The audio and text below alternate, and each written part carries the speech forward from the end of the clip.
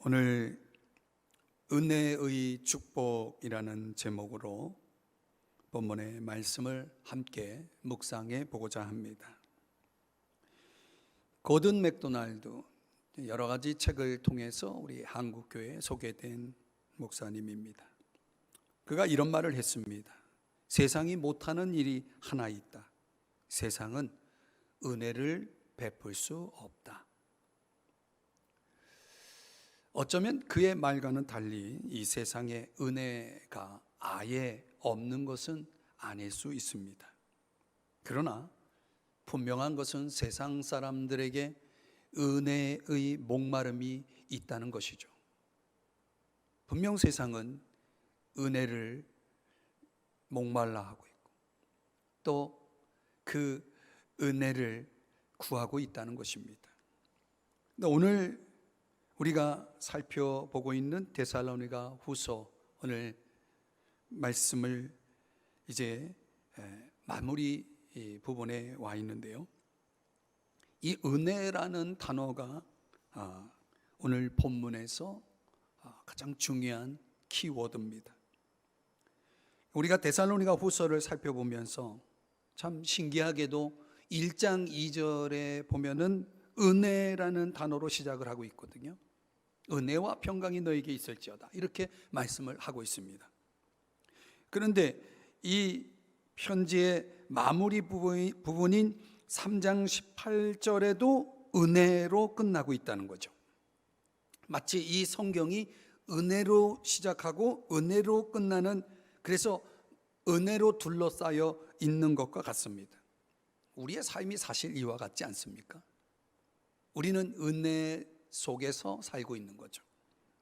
바울은 내가 나된 것은 하나님의 은혜다라고 고백을 했습니다. 실제로 그의 존재라든가 그의 삶은 전적인 하나님의 은혜였죠. 은혜 위에 은혜였다는 것을 알 수가 있습니다. 그의 고백으로도 또 성경의 기록으로도 그렇습니다. 또 바울은 수많은 사람들의 삶 속에 역사하는 은혜를 목격했습니다. 오늘 본문에 보니까 바울은 데살로니가 교인들에게 또 주 예수 그리스도의 은혜가 있기를 축복하고 있습니다. 자, 그러면 바울이 축복한 은혜는 도대체 구체적으로 무엇일까? 저는 이 데살로니가 후서라는 세 장으로 구성되어 있는 이 성경 전체의 맥락 속에서 볼 때 세 가지의 은혜로 설명할 수 있다고 봅니다. 세 가지의 은혜, 우리에게 있어야 할 그 축복된 은혜이기도 합니다. 그것이 무엇일까요? 첫째로는 고난을 이겨내는 은혜입니다. 고난을 이겨내는 은혜입니다. 이 은혜라는 카리스라고 하는 단어는 그 어원을 따라가 보면 기쁘다, 즐겁다라는 동사가 나옵니다. 은혜라는 것은, 즉 은혜의 삶이라는 것은 사실 즐거운 거예요. 기쁜 거예요.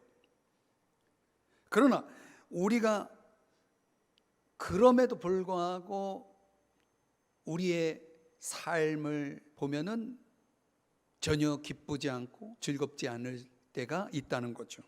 언제입니까? 고난이 있을 때죠. 고난이 있을 때 우리는 즐겁지 않을 수 있는 것입니다.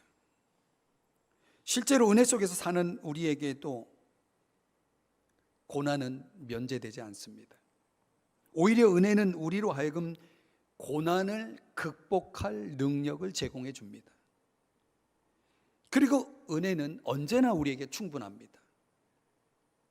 그래서 성경은 족한 은혜라는 표현을 씁니다. 우리가 1장에서 살펴본 대로 바울은 데살로니가 교인들을 생각하며 주님께 감사했습니다. 그 이유는 데살로니가 교인들이 모든 박해와 고난 속에서, 환난 중에서 보여준 그들의 인내와 믿음 때문이었다는 거죠. 그리고 바울이 깨달은 것은 그들이 그렇게 박해와 환난 중에서 인내할 수 있었던 그 이유가 주님의 전적인 은혜였다라고 깨달은 것이죠. 이게 참 중요한 겁니다. 자, 빌립보서 1장 29절의 말씀을 보면은 그리스도를 위하여 너희에게 은혜를 주신 것은, 자, 은혜를 주신 것은 이유를 밝히고 있습니다. 그 은혜를 주신 이유가 뭡니까? 첫째는 다만 그를 믿을 뿐 아니라 믿음을 갖게 하기 위해서, 믿게 하기 위해서 은혜를 주시는 거죠. 그래서 믿음은 은혜인 것이죠. 그 은혜로 우리는 구원을 받는 거죠. 그리고 또한 이렇게 나오죠. 또한 그를 위하여 고난도 받게 하려 하십니다. 그랬습니다. 그러니까 주님을 위한 고난도 받게 하기 위해서 은혜를 주고 있다라고 하는 말씀이죠. 그러니까 고난도 은혜가 아니겠습니까? 성경은 고난이 죄에 대한 징계가 아니고 또 우발적인 것이 아니라고 말씀하고 있습니다. 또 주님이 실수로 우리를 보호하시는 것을 잊거나 회피하는 것이 아니라고 말씀을 합니다. 오히려 성경은 고난이 우리에게 있어서 아주 유익한 주님의 은혜일 수 있다라고 말씀을 하고 있습니다. 그렇다면 고난이 주는 은혜란 무엇입니까? 예를 들면 이런 것일 수 있습니다. 우리의 시선이 이 찰나적인 세상에 있지 않고 영원한 하늘나라를 향하게 하는 것입니다.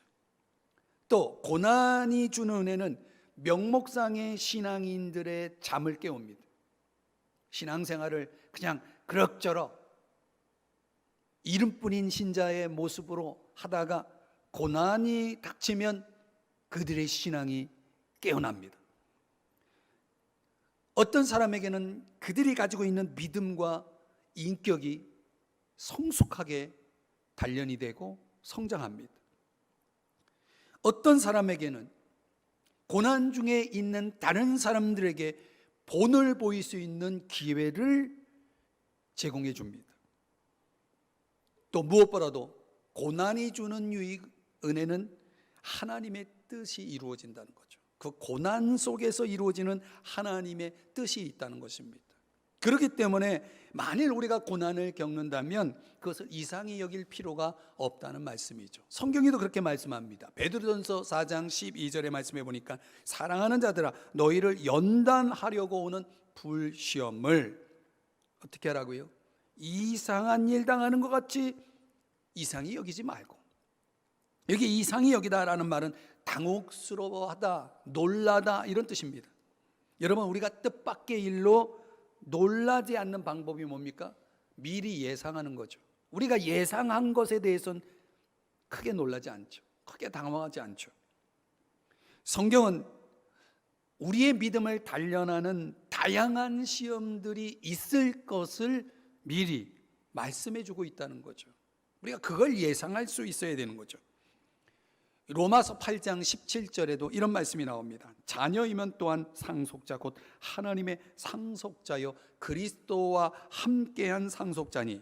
그 다음 보면요, 우리가 그와 함께 뭘 받아요? 영광을 받기 위하여 모두 고난도 함께 받아야 할 것이니라. 그러니까 우리가 받는 시험들이라는 것은 특성상 얼마나 고통스럽습니까? 지금 우리가 겪고 있는 이 여러 가지 어려움들은 우리에게 고통일 수 있는 것입니다. 그러나 장차 영광을 받기 위한 고난이기도 하기 때문에 성경은 우리에게 기뻐하라고 말하고 있는 거죠. 이상히 여기지 말라는 것입니다. 베드로전서 1장 6절에도 또 이렇게 말씀을 합니다. 너희가 여러 가지 시험으로 말미암아 잠깐 근심하게 되지 않을 수 없으나, 그렇죠, 우리가 고난 중에는 근심하게 되죠. 그러나 그것은 잠깐이라고 말하고 있어요. 오히려 어떻게 해요? 크게 기뻐하도다. 사랑하는 여러분, 우리가 고난 속에도 잠깐은 근심할 수 있지만 여전히 우리의 마음 속에는 기쁨이 충만할 줄 믿습니다. 7절의 말씀해 보니까 너희 믿음의 확실함은 하면서 뭐라고 말씀하냐면 불로 연단하여도 없어질 금보다 더 귀하다라고 말하고 있는 거죠. 그래서 장차 칭찬과 영광과 존귀를 얻게 할 것이다 라고 말씀을 하고 있는 것입니다. 우리가 확실히 기억할 것은 이것이죠. 고난 중에 주님이 우리와 함께 계신다는 거죠. 이유가 뭡니까? 왜 주님은 고난 속에서 우리와 함께 하시는 겁니까? 고난을 이겨낼 능력을 주시기 위해서죠. 그래서 히브리서 2장 18절에도 그렇게 말씀합니다. 그가 시험을 받아 고난을 당하셨은즉 시험 받는 자들을 어떻게 합니까? 능히 도우실 수 있느니라. 능히 도우신다는 거예요. 1812년에 현대 선교의 아버지라고 불리는 윌리엄 캐리, 여러분 들어보셨을 겁니다. 그 윌리엄 캐리가 자신이 애써 그 성경 작업을 하던 중에 자료들이 불에 타버리는 비운을 당했습니다. 그가 하고 있던 성경 작업은 인도의 선교사로 가서 인도의 말로 성경을 번역하는 일이었습니다. 근데 그게 불에 타버린 거예요. 그 작업하던 것들이 다 날아가 버린 거죠. 그때 캐리가 이런 말을 했습니다. 잃은 것은 많다. 그렇죠. 그러나 어떤 길을 두 번째 가는 것이 아무리 고통스럽더라도 대개는 훨씬 더 쉽고 확실하듯이, 처음 가는 길은 힘들지만 두 번째 가는 길은 그거보다는 더 쉽다는 거죠. 그렇듯이 그 일에 있어, 번역하는 일에 있어 실제로 잃은 것은 아무것도 없다. 이렇게 그걸 해석해요. 그런 일을 그렇게 해석하고 그것을 넘어가는 겁니다. 그리고 번역 작업을 다시 시작합니다. 1833년에 캐리는 열병과 쇠약증에 걸립니다. 그래서 휠체어를 의지하지 않으면 안 되는 그런 상황이 된 거예요. 그 집안에만 있어야 되는 그런 상황이 된 것입니다. 그래도 그는 성경 교정본을 계속 점검하면서 번역 작업을 멈추지 않습니다. 그러다가 1834년 6월 9일 그가 세상을 떠나는 날입니다. 그의 손에 이 벵갈리어, 인도 언어로 된 신약 성경이 들려져 있었다는 거죠. 마침내 완성한 것입니다. 그러니까 캐리가 죽기 전에 자신이 한 일은 전적으로 주님의 은혜였다고 그가 고백을 하고 있습니다. 그러니까 주님의 은혜가 이 캐리로 하여금 모든 고난을, 어려움을 다 이겨내게 한 것이죠. 그 결과로 그의 손에, 그 마지막 주님 앞에 서기 전에 그 손에 그 어려운 성경 번역을 완성하여 신약 성경, 인도어로 된 성경 그 손에 들려져 있었다는 것입니다. 여러분, 고난이라는 것은 어쩌면 우리의 약함을, 우리의 무능함을 더 잘 드러내는 것일 수 있습니다. 이 고난 속에선 우리의 약함은 더 큰 약함으로 다가오죠. 더 무능함으로 다가오죠. 그런데 그 속에서 고난은 우리를 구원하시는 주님의 은혜를, 우리를 구원하시는 주님의 은혜를, 우리를 도우시는 주님의 은혜를 경험할 기회를 갖게 된다는 거죠. 고린도후서 4장 7절에도 이렇게 말씀하지 않습니까? 우리가 이 보배를 질그릇에 가졌으니 이는 심히 큰 능력은 누구에게 있습니까? 하나님께 있고 우리에게 있지 아니함을 알려 하려 함이라. 이렇게 말씀합니다. 사랑하는 여러분, 고난 중에 있습니까? 그렇다면 여러분, 주님이 도우실 수 없기 때문에 고난이 나에게 주어졌다고 생각하지 마십시오. 그렇지 않습니다. 주님은 모든 일을 그 마음의 원대로 역사하시는 분이십니다. 주권자이시죠. 만약 주님이 고난을 나에게 허락하셨다면 그 고난을 넉넉히 이겨낼 은혜도 주실 줄 믿으시기 바랍니다. 그래서 성경은 뭐라고 말씀합니까? 여러분이 한번 보시죠. 로마서 8장 37절의 말씀입니다. 우리가 잘 아는 말씀이죠. 여러분, 온라인으로 예배 드리시는 분들 한번 이 말씀 같이 읽어봐요. 시작. 이 모든 일에 우리를 사랑하시는 이로 말미암아 우리가 넉넉히 이기느니라. 아멘. 우리가 넉넉히 이기느니라.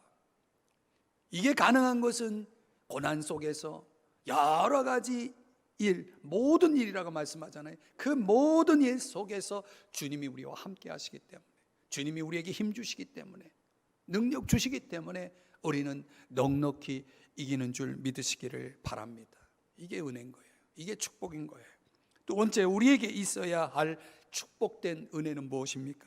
둘째로, 진리로 굳게 서는 은혜입니다. 진리로 굳게 서는 은혜. 여러분 혹시 보셨는지 모르겠습니다. 영화 A Few Good Men이라고 하는 영화가 있습니다. 저는 이 영화를 좀 봤는데요, 보지 못한 분들에게 이 영화를 다 설명할 수는 없고, 그 영화의 한 장면이 있는데 부하 살해 사건과 관련해서 재판정에서 신문하는 장면이 나옵니다. 그 장면 속에 이 법무관 역할을 하는 크루즈가 대령 니콜슨을 이제 기소해가지고 그와 이제 대화하는 장면이 거기 나옵니다. 크루즈 법무관이 이렇게 묻습니다. 대령님, 바로 당신이 코드 레드를 명령한 거죠? 그랬더니 니콜슨 대령이, 그래, 내가 대답하기를 원하는 거냐? 그러니까 다시 크루즈가 말합니다. 저는 당신의 대답을 들을 권리가 있습니다. 나는 진실만을 원할 뿐입니다 라고 말합니다. 그러니까 이 니콜슨 대령이 큰 소리를 이렇게 소리칩니다. 이 친구야, 자네는 진실을 다룰 수 없어. 그 장면이 굉장히 저에게 인상적으로 남아 있습니다. 자네는 진실을 다룰 수 없어. 이렇게 소리를 칩니다. 어쩌면 우리 시대에 많은 사람들이 여기에 동의하고 있을지 모르겠습니다. 진실을 다룰 수 없다, 그렇게 생각하며 사는지 모르겠습니다. 그런데 실상은 그렇지 않습니다. 우리는 일상 속에서 진리를 요구할 때가 많습니다. 예를 들면 사랑하는 사람에게 진실을 원하지 않습니까?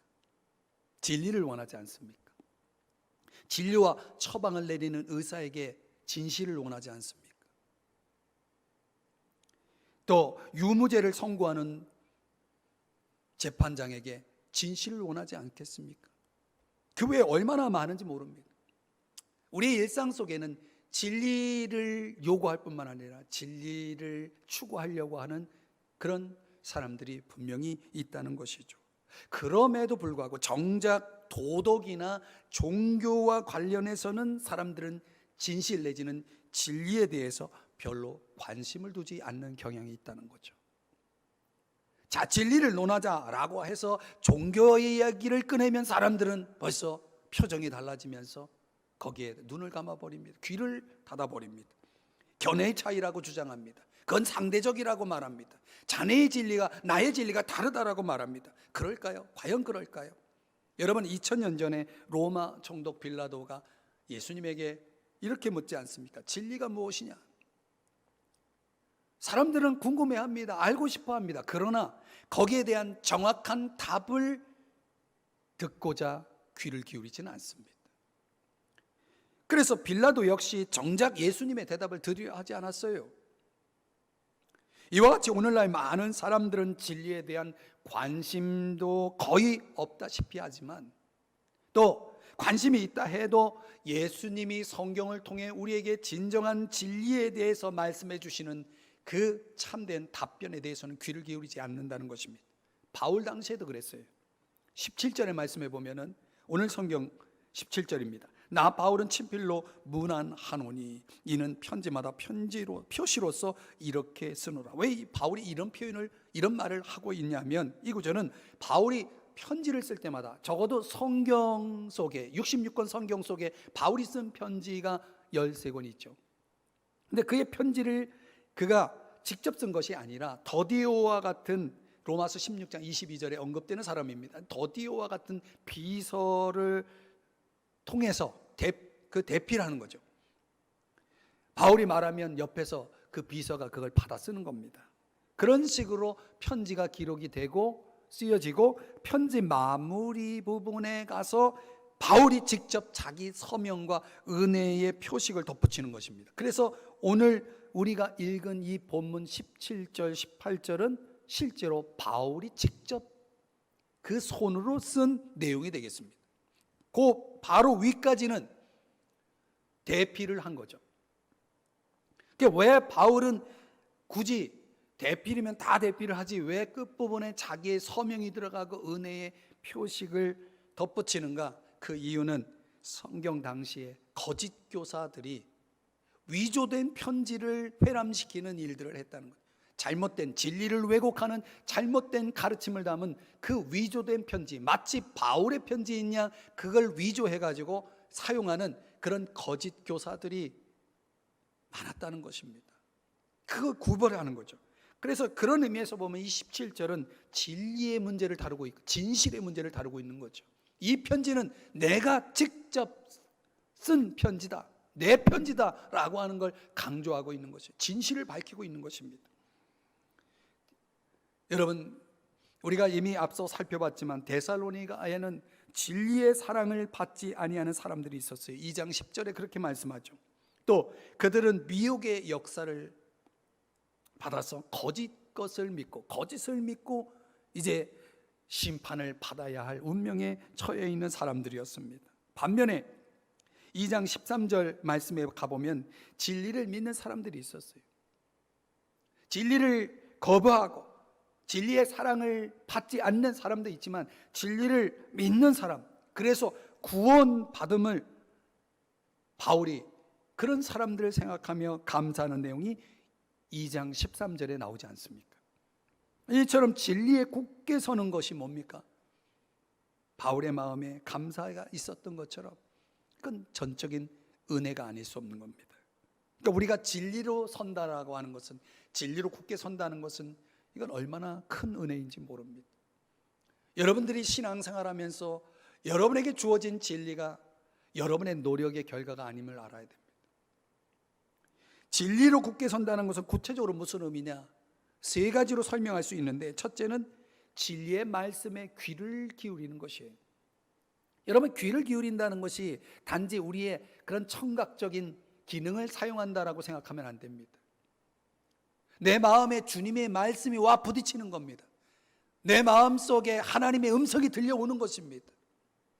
하나님이 내게 말씀하시는 것이 깨달아지는 것입니다. 그걸 듣는다라고 말하는 거예요. 그래서 성경은 귀 있는 자는 들을지어다라고 말하고 있거든요. 어떻게 우리가 주님이 내게 말씀하시는 똑같은 말씀을 들어도 각자에게 부딪혀오는, 들려오는 말씀은 다른 것이죠. 그런 것들이 어떻게 가능하느냐? 그게 바로 은혜입니다. 그게 바로 성령의 역사인 거죠. 그런 말씀이 들려오는 사람이 진리로 굳게 서는 거예요. 또 진리에 굳게 선다는 것은 거짓을 분별할 줄 안다는 거예요. 무엇이 참이고 무엇이 거짓인지 도무지 분별할 수 없다면 그 사람은 진리로 굳게 서 있는 것이 아닙니다. 흔들리죠. 굳게 서 있지 않으면 언제라도 휩쓸릴 수 있고 흔들릴 수 있는 거죠. 넘어질 수 있는 거죠. 그러나 진리에 굳게 서면 무엇이 참이고 거짓인지가 분명히 보여 알게 되니까 거짓은 당연히 거부할 것이고 참은 받아들일 것이고, 그래서 은혜 속에 살아가는 거죠. 이게 다 은혜인 거예요. 또 진리에 굳게 선다는 것은 주님이 주시는 진리의 말씀을 행한다는 것입니다. 여러분, 진리는 단순한 말이 아닙니다. 지식이 아닙니다. 그래서 경건의 모양을 성경은 강조하지 않습니다. 경건의 능력을 강조하죠. 진리의 능력이라는 것은 말에 있는 것이 아니라 행함에 있는 것이, 실천에 있는 것이고 순종에 있는 것입니다. 그 모든 것들을 가능하게 하시는 분이 뭐예요? 누구예요? 성령님이시라고 말씀하고 있는 거예요. 그래서 히브리서 10장 29절의 말씀에 보면 은혜의 성령이라고 그렇게 말씀합니다. 은혜의 성령. 또 요한복음 14장 17절의 말씀에 보니까 진리의 성령이라고 또 말씀하더라고요. 그러니까 성령의 역사는요, 성령의 역사라는 것은 은혜의 역사인데, 그 은혜의 역사가 우리에게 주는 것은 뭐냐면 진리를 배우게 하고 진리를 순종하게 하는 것이죠. 진리를 알게 하고 진리를 따라 살게 하는 거죠. 이것은 성령의 은혜 없이는 불가능한 것입니다. 사람이 진리를 그냥 만났다고 진리가 내 것이 되는 것이 아닌 거죠. 진리를 받아들이고 믿고 따른다는 것은 사실상 인간의 힘으로 불가능하기 때문에 거기에 은혜가 있어야 된다는 거죠. 오늘 우리가 누려야 될 은혜가 바로 그것입니다. 사랑하는 여러분, 성령의 은혜의 역사가 여러분에게 있기를 축복합니다. 그래서 진리를 배우고 확신하고 행함으로 우리 모두가 진리에 굳게 서기를 주의 이름으로 축복합니다. 세 번째로 우리에게 있어야 할 축복된 은혜는 선한 일을 행하는 은혜입니다. 자, 바울이 3장에서 데살로니가 후서 3장에서 강조하고 있는 그런 초점이 바로 이 선을 행하는 것이다 라고 말씀하고 있는 거죠. 원래 은혜라는 것은 우리가 잘 아는 대로 노력을 해서 얻는 것은 아니잖아요. 값없이 받는 거기 때문에 노력이 들어가질 않죠. 값없이 받는 건 노력이 들어갈 수가 없죠. 받을 가치를 따지지 않잖아요. 공로가 있어야 받는 것도 아니잖아요. 그게 은혜죠. 그래서 로마서 4장 5절의 말씀처럼 이를 아니할지라도 주어지는 게 은혜라고 성경은 말씀을 하고 있는 것입니다. 우리는 이것을 구원의 은혜라고 말합니다. 그런데 그 구원의 은혜라는 것은 단순히 구원을 받는 은혜로 끝나는 것이 아니라 디도서 2장 11절 이하에서는 계속해서 그 은혜가 우리 구원받은 우리 가운데서 계속 역할을 한다는 것을 말씀하고 있어요. 그 역할이 뭐냐? 11절 디도서 2장 11절에 보시니까 모든 사람에게 구원을 주시는 하나님의 은혜가 나타나. 12절에 보니까 우리를 양육하시되, 은혜는 뭐예요? 우리를 양육해요. 어떻게? 경건하지 않은 것과 이 세상 정욕을 버리도록 양육해요. 버리는 훈련을 시켜요. 또 신중함과 의로움과 경건함으로 이 세상에서 살게 해요. 14절의 말씀에 가보면 우리를 깨끗하게 해서 선한 일을 열심히 하는 자기 백성이 되게 하려 하심이라, 이렇게 말씀을 하고 있습니다. 자, 그러니까 이 말씀대로라면 은혜는 우리를 구원에 이르게 할 뿐만 아니라 거기서 더 나아가서 우리를 경건한 삶으로 이끈다는 거죠. 또 더 나아가서 우리로 하여금 세상 속에서 하나님이 기뻐하시는 선한 일을 열심히 하도록 돕는다는 거죠. 여러분, 그런 은혜를 경험하고 계시나요? 인간은 무력하기 때문에 우리는 다 무력해요. 그래서 스스로 우리 힘으로 하나님을 기쁘시게 할 수 없다는 것입니다. 마치 그분을 내가 도와드리기 위해서, 하나님을 도와드리기 위해서 어떤 일을 한다라는 생각을 해서는 안 됩니다. 그 불가능해요. 그래서 불가능하기 때문에 은혜가 필요한 거죠. 은혜는 역사하시는 주님의 능력인 것입니다. 능력이기 때문에 할 수 있게 하는 거예요. 우리가 주님의 능력을 구하는 것은 그런 차원에서 가장 기본 중에 기본이라고 할 수 있는 것입니다. 더 이상 주님의 도움이 필요 없어. 이렇게 말할 수 있을 만큼 성장하고 발전하는 것은 불가능해요. 어떤 사람이 이렇게 말합니다. 저는 어려움에 처했을 때만 기도합니다. 이런 사람 많죠. 근데 그 다음 들어보세요. 그런데 저는 항상 어렵습니다. 그래서 항상 기도합니다. 무슨 말입니까? 여러분, 우리가 실제로 살면서 우리는 얼마나 자주 힘들고 어려운 일을 만납니까? 거의 매일 아닙니까? 지금은 그런 것 같아요. 아침에 눈을 뜨고 뉴스를 보면, 또 하루 일과를 보내면서 얼마나 많은 일들이 일어나는지, 참 요즘 같으면 세상 사는 맛이 없다라고 하는 말들을 많이 합니다. 정말 참으로 힘들고 어려운 일들을 우리는 매일, 거의 매일 만납니다. 그렇기 때문에 우리는 항상 기도할 수밖에 없다는 것이죠. 그 사람의 말이 맞죠. 어려울 때만 기도하는데 우리는 항상 어렵다는 거죠. 그러니 항상 기도할 수밖에요. 여러분, 그런 우리에게 주님은 언제라도 은혜를 베푸실 준비가 되어 있다는 사실을 아십니까?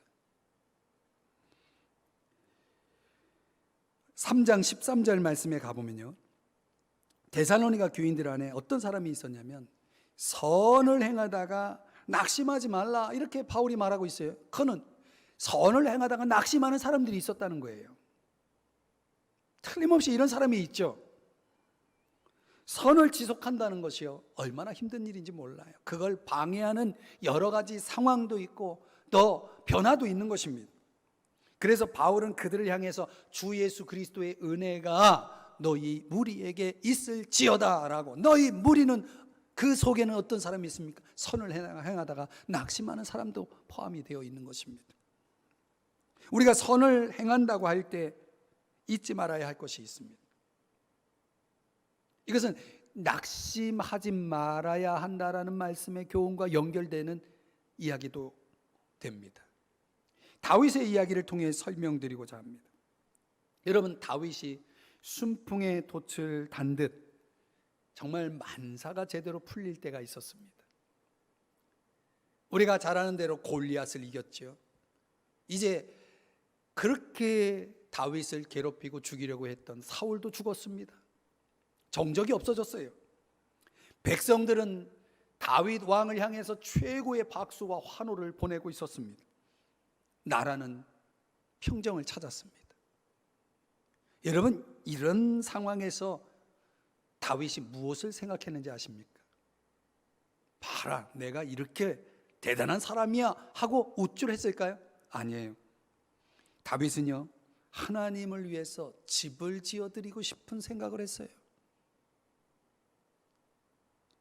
여러분, 무엇인가 받고자 하는 성도가 있다면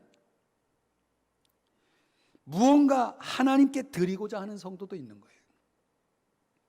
여러분은 어느 쪽입니까? 다윗의 마음이 참으로 훌륭하지 않습니까?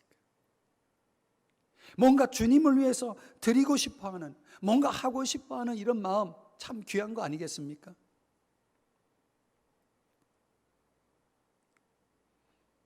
여러분의 답을 들을 수 없으니 안타깝네요. 그런데요, 이런 귀한 마음을 갖고 있는데, 참으로 훌륭한 마음을 갖고 있는데, 그런 마음을 아시고 들으시고 하나님께서 참 훌륭하다라고 말씀하지 않고 다윗의 소원을 허락하지 않으셨어요. 여러분, 이상하지 않습니까? 우리라면 어떻게 그런 상황에서 하나님을 위해서 뭔가 이렇게 하겠다라고 할 때에 하나님이 당연히 칭찬해 주셔야 되고 더 축복해 주셔야 되는데, 성경에 보니까 하나님이 안 돼, 그렇게 할 수 없어 라고 말씀하셨다는 거죠. 이유가 뭘까요? 제가 성경을 좀 어떤 차원에서 좀 번역이라고 할 수 있고 그 내용을 좀 풀어서 여러분들에게 설명을 드리면, 하나님이 다윗에게 이렇게 말씀을 하신 겁니다. 내가 나를 위해 집을 세우고 싶다고? 잊어버려라. 내가 너를 위해 집을 세워줄 것이다. 내가 너를 위해 집을 세워줄 것이다. 내가 나를 위해 하는 일이 아니고 내가 너를 통해 하는 일로 말미암아 내가 이 왕국을 세우는 중이다. 집을 세우는 이는 나지 내가 아니야. 사람들은 내가 하는 일을 집중하기보다 뇌가 벌린 일에 휩쓸리는구나. 제가 좀 풀어서 설명했지만 하나님이 다윗에게 그렇게 말씀을 하셨다는 겁니다. 여러분, 이 말씀을 듣고 다윗이 얼마나 놀랬겠어요? 성경에 보면 다윗이 이 말씀을 듣고 자신이 왕으로서 가지고 있는, 또 자신이 지니고 마음속에 품고 있었던 모든 삶의 주도권을 포기하고 권세를 내려놓고 주님 앞에 겸손히 엎드렸다는 거예요. 무릎을 꿇었다는 것입니다. 저는 이 말씀을 묵상하면서 참 마음에 큰 은혜를 받았습니다. 여러분, 무슨 말씀을 하고 있는 겁니까? 주님은 우리 존재의 시작이고 중심이고 끝이라는 거예요. 주님은 조연이 아니십니다. 주연이십니다. 주체자이시라는 것이죠. 그렇습니다. 종종 우리는요, 주님을 위해 뭔가 해드릴 생각을 합니다. 마치 주님께 뭔가 호의를 베풀고자 하는 생각을 갖는다는 거죠. 그런 생각이 어쩌면 틀리지 않다라고 생각할지 모릅니다.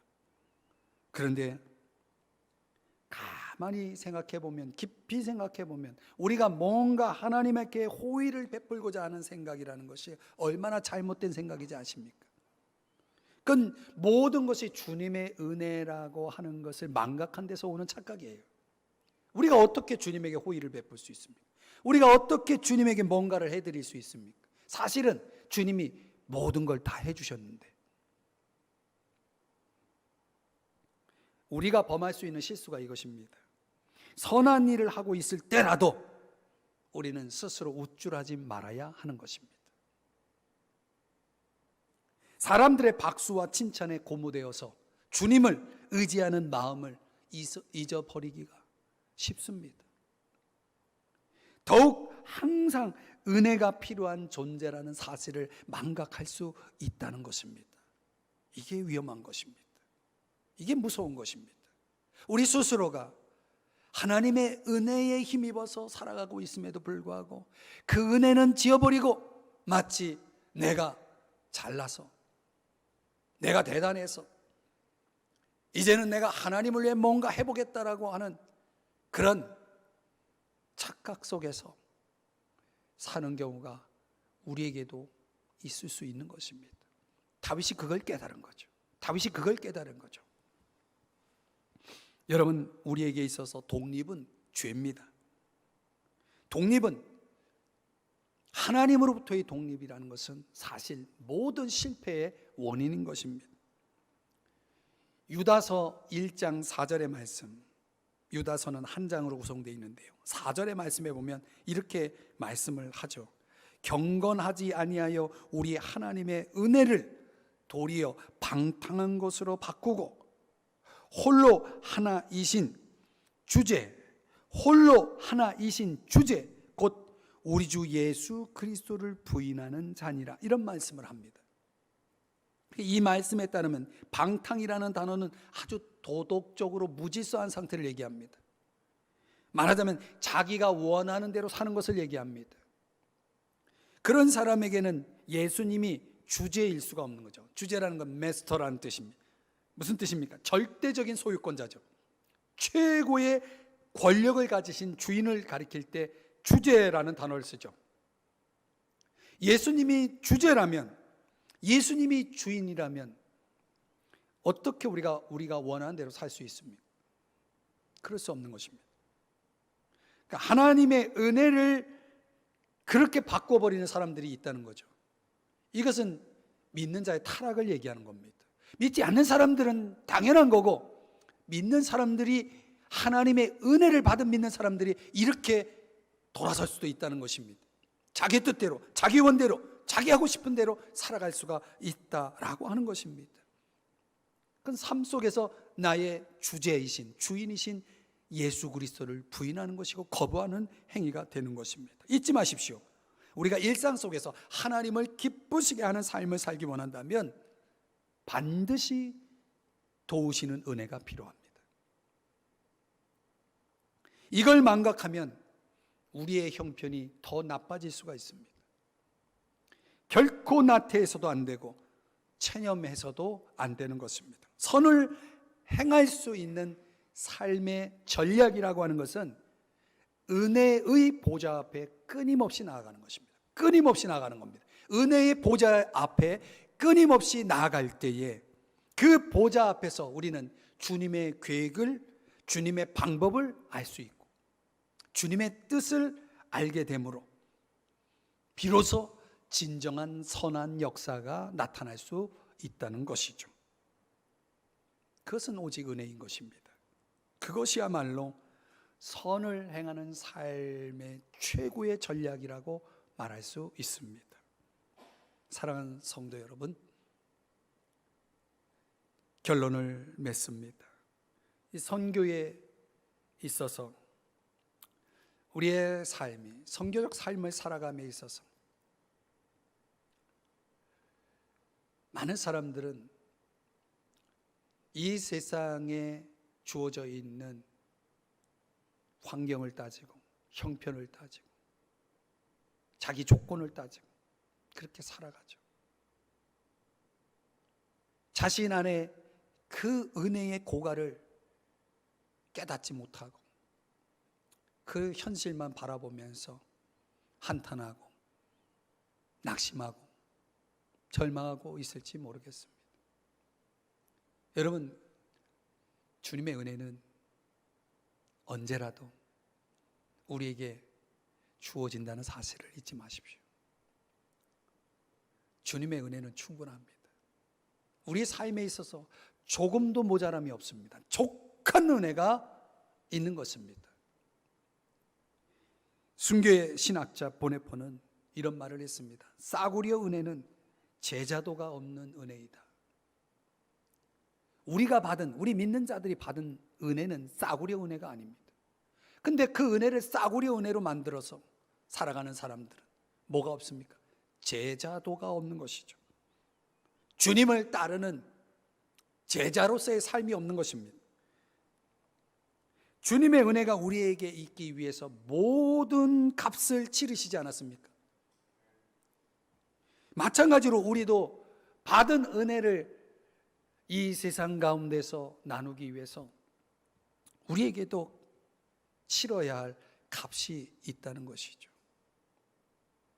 저는 우리가 이 어려운 코로나 상황 속에서 저와 여러분에게 필요한 것은 제자도입니다. 우리 주님이 나를 따라오라 라고 말씀하시는 그 말씀대로 우리는 그저 주님이 걸어가신 그 발자취를 따라가는 것입니다. 그의 삶을 본받아 따라가는 것입니다. 그랬을 때 때로는 우리에게 고난이 찾아오죠. 고난이라는 것이 찾아오죠. 그러면 그 고난 속에서도 주님은 여전히 우리에게 그 고난을 이겨낼 능력을 주신다는 사실을 잊지 마십시오.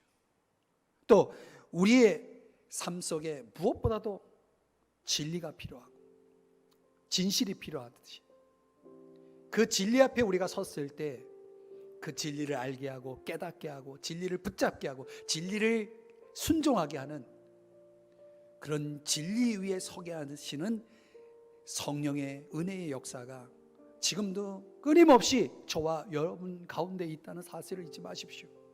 이 시대는 진리가 필요한 시대고 진리를 붙잡아야 될 시대고 그 진실을 향해 싸워야 할 때인 것입니다. 그렇기 때문에 진리, 진실은 중요한 것이죠. 그 은혜가 우리에게 필요하고 그 은혜가 우리에게 주어지고 있다는 사실을 잊지 마셔야 됩니다.